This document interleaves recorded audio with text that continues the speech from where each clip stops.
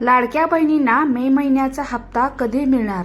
आदिती तटकरे यांनी दिली मोठी अपडेट.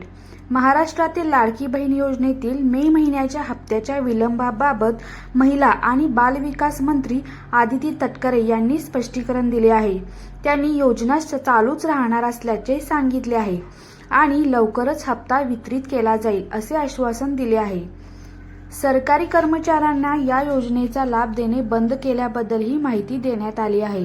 लाडक्या बहिणीला मे महिन्याचा हप्ता अजूनही मिळाला नाही, त्यामुळे लाखो महिलांचे लक्ष या हप्त्याकडे लागलेलं असतानाच आता लाडकी बहीण योजनेबाबत एक मोठी अपडेट समोर आली आहे.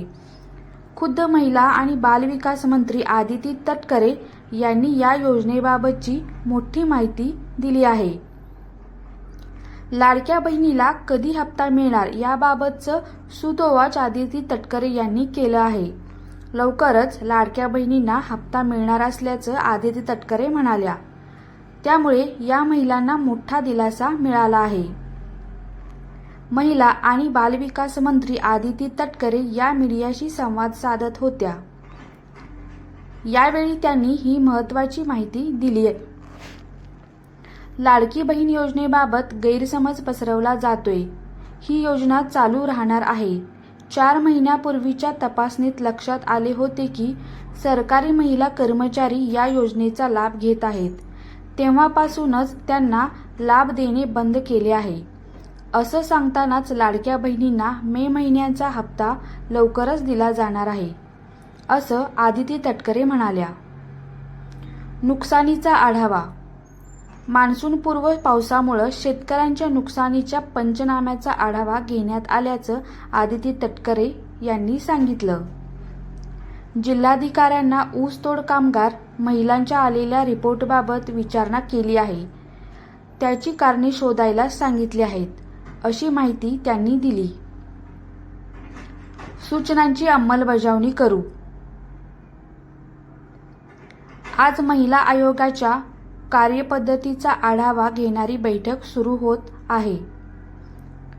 त्यावरही त्यांनी भाष्य केलं. महिला आयोगासंदर्भातील बैठकीला काहींना निमंत्रित करता आले नाही. बैठकीतून काही सूचना येतील त्यावर कार्यवाही करू.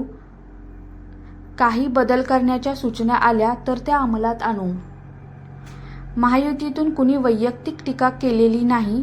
महिला आयोगाच्या मर्यादा लक्षात घेणे गरजेचे आहे. सूचनांचा विचार नक्की करू, असंही त्या म्हणाल्या. निधी कमी झाला नाही. यावेळी आदिवासी विकास मंत्री अशोक उईके यांनी ही प्रतिक्रिया व्यक्त केली. केंद्राच्या धर्तीवर स्वतंत्र अनुसूचित जमाती आयोगाची स्थापना करण्यात आली आहे. आमच्या खात्याचा निधी कमी झाला नाही, उलट निधी वाढवून मिळाला आहे. महाराष्ट्रातील आदिवासी समाजासाठी धोरणात्मक निर्णय झाला आहे.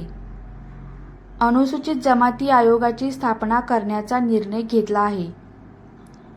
केंद्राच्या धर्तीवर देखील स्वतंत्र आयोग स्थापन करण्याचा निर्णय आहे, असं सांगतानाच महाराष्ट्रातील मुख्यमंत्र्यांनी लाडकी बहिणीसंदर्भात आणि आमच्या निधीसंदर्भात भाष्य केलं आहे.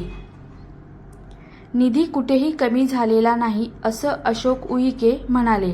व्हिडिओ कसा वाटला? लाईक करा, शेअर करा आणि सबस्क्राईब नक्की करा.